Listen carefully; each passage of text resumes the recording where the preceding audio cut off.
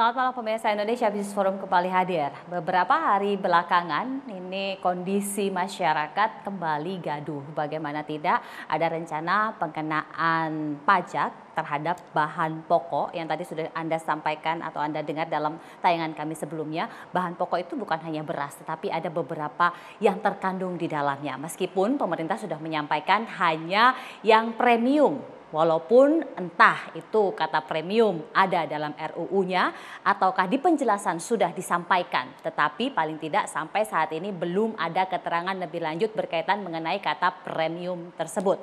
Untuk itulah pada malam hari ini Indonesia Business Forum mengangkat tema mengenai sembako dipajaki mengapa ditolak. Saya sudah bersama dengan 3 orang narasumber di studio yang akan saya sapa dan perkenalkan kepada Anda satu persatu. Yang pertama adalah anggota Komisi 11 DPR RI dari fraksi Partai Golkar, ada Mas Muhammad Misbakun. Mas Misbakun, selamat malam. Assalamualaikum. Selamat malam pemirsa TV One, selamat malam para pembicara dan Mano. Selanjutnya saya akan perkenalkan ekonom Pak Antoni Budiawan. Pak Antoni, selamat malam. Selamat malam. Sehat Pak Antoni? Sehat. Kayaknya yang nggak sehat pedagang nih. Nanti kita coba cek. Ini ada Mas Abdullah Mansuri, Ketua Umum Ikatan Pedagang Pasar Indonesia. Mas Abdullah, selamat malam. Selamat malam. Assalamualaikum Mbak Brigita. Waalaikumsalam. Sehat Mas? Kurang sehat gara-gara ini nih. Atau sudah adem panas kalau kata orang Jawa bilang. Adem panas. Dan nanti kita juga akan terhubung dengan Direktur Penyuluhan Pelayanan dan Hubungan Masyarakat Direktorat Jenderal Pajak Kementerian Keuangan, Pak Nel Maldrin Nur, yang akan terhubung melalui video conference. Tadi Anda sudah melihat tayangan Bu Menkyu ketika menyampaikan sudah clear itu premium. Emang clear Mas premium waktu rapat? Yang saya tanyakan waktu rapat itu adalah yang draft yang beredar itu kan tidak disebutkan premium atau tidak. Yang disebutkan kan kalau objek kan tunggal. Beras ya beras saja, daging saja. Malah yang paling parah itu gabah sudah kena. Iya. Gabah, buah-buahan, sayur-sayuran, garam, jagung, sagu, padahal yang perlu telur. diingat objek itu yang dikenakan pajak pertambahan nilai. Jadi apa yang dipungut langsung dari alam itu kan dianggap masih produk yang tidak mempunyai nilai tambah. Kok ini gabah saja yang belum mempunyai nilai tambah, yang merupakan hasil alam langsung itu dikenakan. Gabah, terus kemudian diproses, ini bisa ada pertambahan nilainya. Yang ingin saya sampaikan bahwa apa yang disampaikan oleh Menteri Keuangan itu sebenarnya ingin meredam situasi polemik yang ada. Pada hakikatnya kalau beras ya beras. Siapa sih, pertanyaan saya, siapa yang makan beras mati di Indonesia ini? Berapa persen? Paling 0,0 sekian. Berapa persen orang yang di rumahnya mengelola daging wagyu? 0,0 sekian persen. Daging wagyu ada di restoran. Yang dikonsumsi oleh rakyat itu kalau nggak bisa beli daging ya tetelan kok. Itulah, ini yang harus diingatkan. Kemudian kalau kemudian datang ke pasar-pasar mengatakan, oh Bapak kena nggak? Yang sekarang nggak kena, tapi rencananya kan kena. Lah sekarang kalau objeknya, barangnya sudah kena, terus mau dipisahkan antara pasar tradisional dan pasar modern. Memang nanti beras itu bisa memilih akan dijual di mana. Dari sisi produk aja, itu nanti barang akan makin bertambah. Terus kemudian mereka kalau ke pasar tradisional, karena pajak masuk, mekanisme PPN itu kan menggunakan mekanisme pajak masukan dan pajak keluaran. Kita jual pajak keluaran, kita beli pajak masukan. Kalau kemudian dia tidak dikenakan, maka dia tidak boleh mengkreditkan. Karena ingat, kalau dia dikecualikan proses perdagangannya, maka dia tidak boleh mengkreditkan pajak masukannya. Jadi apa? Jadi beban biaya. Lah kemudian dikatakan akan multi stage pengaturannya. Saya sampaikan, loh pemerintah ini kan bicaranya dalam kerangka reformasi perpajakan. Mau bikin reformasi kok malah bikin rumit wajib pajaknya. Itu loh.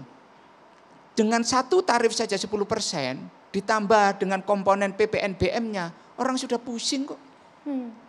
Terus mau direformasi apanya kalau nambah pusing? Iya. Itulah, inilah yang harus kita wacanakan.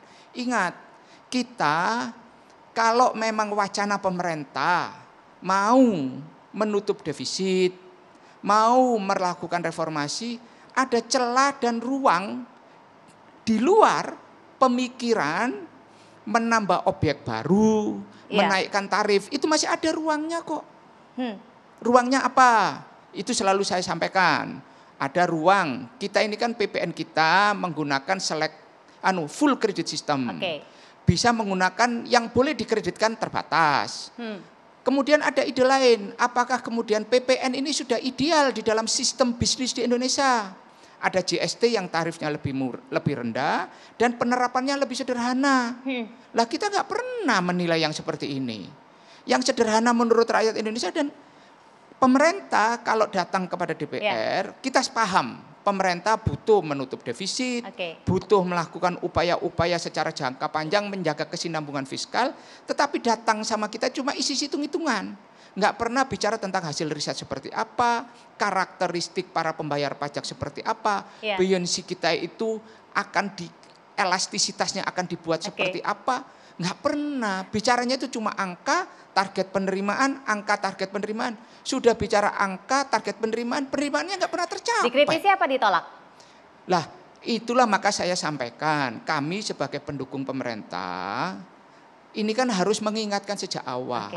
Jangan sampai komplikasinya nanti akhirnya kita itu mendukung pemerintah, tapi akhirnya Menteri Keuangannya ditolak idenya. Kan jangan, nggak bagus lah ini. Menurut saya sejak awal kita ingatkan, kalau lebih baik direvisi. Karena apa? Ini kan bukan tataran teori, bukan tataran ngajar di kampus mengenai konsep-konsep pajak. Tapi ini kan tataran mengambil kebijakan pajak untuk rakyat. Baik, pajak untuk rakyat. Ini udah ada yang mulai pusing. Tadi yang ada udah mulai adem panas ya Mas. Udah ada gejolak di pasar. Mbak Brigita, sejak pertama isu ini muncul, kami langsung merespons karena kami juga dapat respon dari seluruh pedagang pasar di Indonesia. Bahkan semua provinsi juga merespon bahwa posisi kami tetap jelas menolak ya. Karena ini bahan dasar, bahan pangan. Dan gejolak ini juga langsung mendapat respon pasar. Kami sebutnya psikologi pasar. Jadi sejak pertama ini muncul di permukaan, harga beberapa pangan itu naik. Daging sapi, ayam, itu mulai naik. Karena ada psikologi pasar.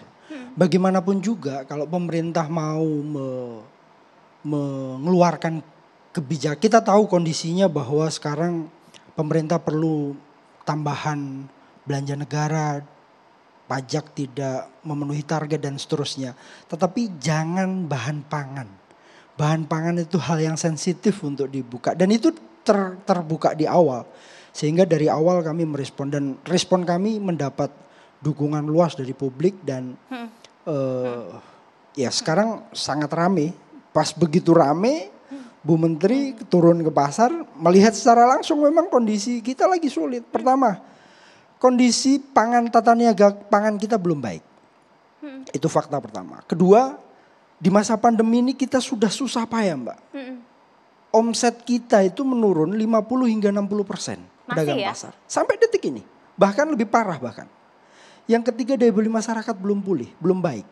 Kalau terus-terusan ini dikemukakan isu ini dan tidak dihentikan oleh pemerintah, maka menurut saya ini akan meluas. Kemarin atau tadi Bu Sri Mulyani menyatakan bahwa ini tidak sembako. Faktanya di RUU itu jelas, kalau kita lihat Undang-Undang Nomor 42 tahun 2009, yang tidak kena pajak itu adalah barang kebutuhan pokok yang sangat dibutuhkan oleh rakyat banyak. Dan itu dihapus. Itu kan masalah. Dan kalau dihapus berarti kena pajak.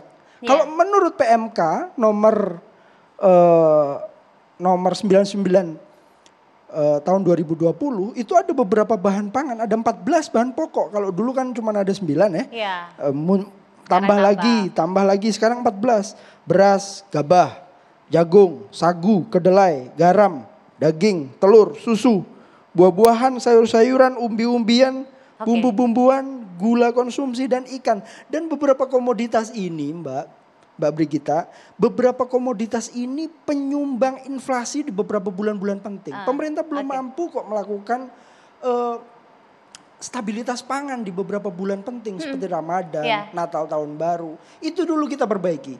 Isu ini seharusnya tidak layak dimunculkan sekarang. Akan memperkeruh suasana dan menyulitkan kita. Itu pasti.